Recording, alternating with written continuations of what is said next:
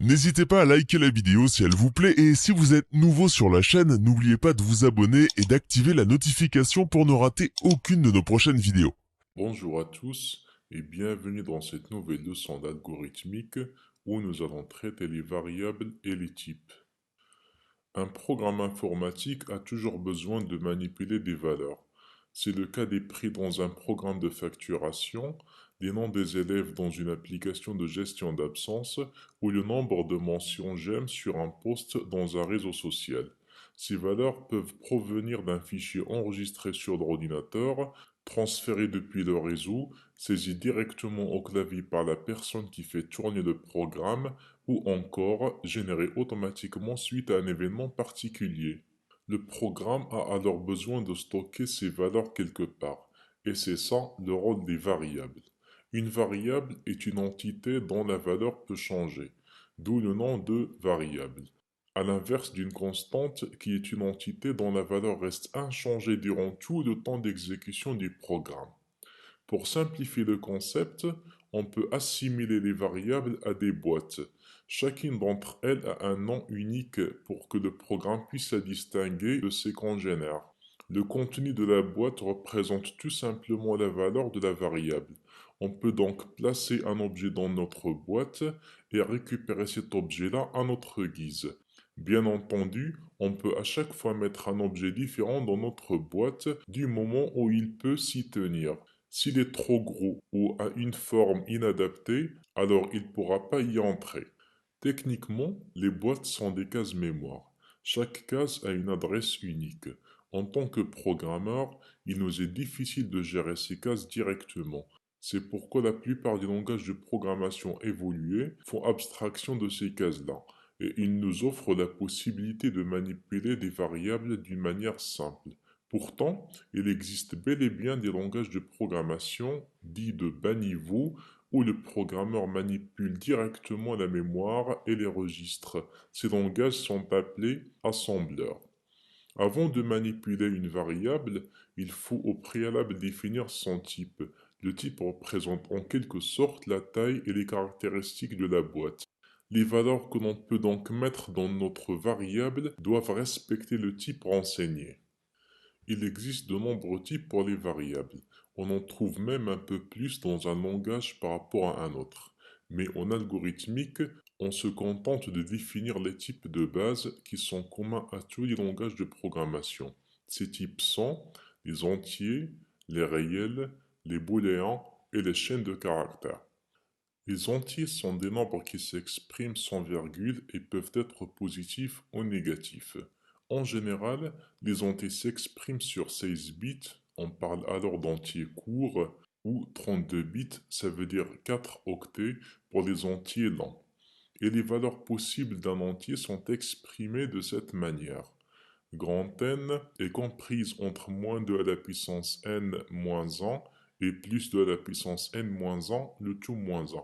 Sachant que grand N est la valeur du nombre et petit n représente le nombre de bits utilisés pour représenter l'entier en mémoire. Pour les entiers qui sont codés sur 32 bits, cela donne grand N est comprise entre moins 2 milliards 147 millions et quelques et plus 2 milliards 147 millions et quelques. Alors, il faut que la valeur donnée à une variable déclarée en tant qu'entier soit située dans cet intervalle. Les réels sont des nombres qui s'expriment avec une virgule, dite virgule flottante. Les réels peuvent être codés sur 32 bits, dans ce cas on parle d'une simple précision, ou 64 bits pour la double précision. Ce tableau récapitulatif donne une idée sur les intervalles d'opération des types entiers et réels. Les booléens représentent un type qui n'accepte que deux valeurs, vrai ou faux, que l'on peut aussi représenter par les nombres 1 et 0. Il s'agit d'un type très léger en termes de stockage dans la mémoire. Les chaînes de caractères représentent un type qui accepte des caractères alphabétiques, numériques et symboles. Il s'agit tout simplement d'un texte. Avec ce type, on peut par exemple exprimer un prénom, une adresse ou encore un commentaire. Souvenez-vous qu'il existe beaucoup de types. Mais en algorithmique, on se contentera des entiers, courts et non confondus, réels, simple précision et double précision confondus, les booléens et les chaînes de caractères. Le nom de la variable, aussi appelé identifiant, doit contenir seulement des caractères alphabétiques, numériques et le symbole souligné, et il doit commencer par le caractère alphabétique. Donc les caractères accentués et les espaces ne sont pas permis. Notez toujours que certains langages de programmation permettent la présence d'autres symboles autres que ceux que je viens de citer dans les noms des variables. À titre d'exemple, voilà certains identifiants de variables permis. Var 1, 2, 3, ma variable, prénom sans accent, numéro de téléphone espacé par des soulignés. Imaginez maintenant que je veux déclarer une variable identifiée par TVA avec le type entier. Le code de la déclaration ressemblera à ceci. Variable TVA entier. Si je veux aussi déclarer une variable nommée prix acheté ou bien prix hors taxe en tant que réel, alors le code de la déclaration ressemblera à ceci. Variable, dans la première ligne TVA entier, la deuxième ligne prix acheté réel. Si maintenant je veux ajouter la variable quantité qui est un entier, alors le code de la déclaration peut s'écrire ainsi. Variable, dans la première ligne TVA, quantité entier, prix hors taxe réel.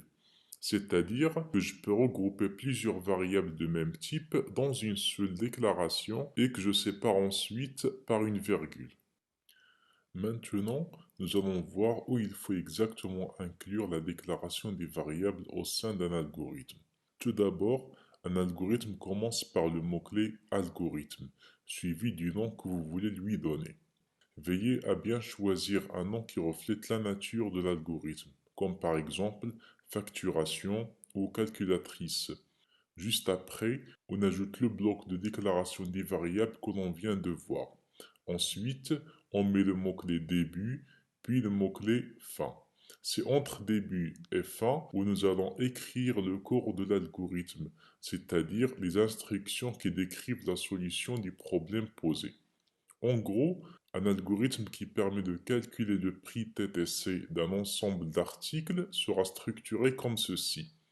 Algorithme, prix TTC, ça sera le nom qu'on donnera à l'algorithme. Variable, et on déclare deux variables de type entier, TVA et quantité, et deux variables de type réel, prix acheté et prix TTC. Ensuite, on va mettre début et fin. C'est entre début et fin où l'on va mettre l'ensemble des instructions nécessaires pour que l'algorithme soit fonctionnel.